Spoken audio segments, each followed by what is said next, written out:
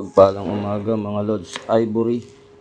Sa mga gustong magpagawa ng ganitong disenyo, ito ay Ivory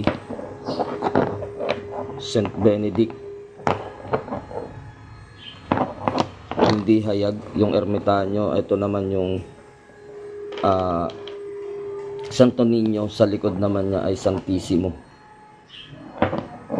So pagkabuhay, sa likod naman nito ay ang Panginoong Hesus tsaka yung leon, kalapate. Ayan, may kalis pa, araw at buwan, hexagram. So hindi lang natin na linisan pa at kakakabit lang natin. So Maria sa pampaswerte.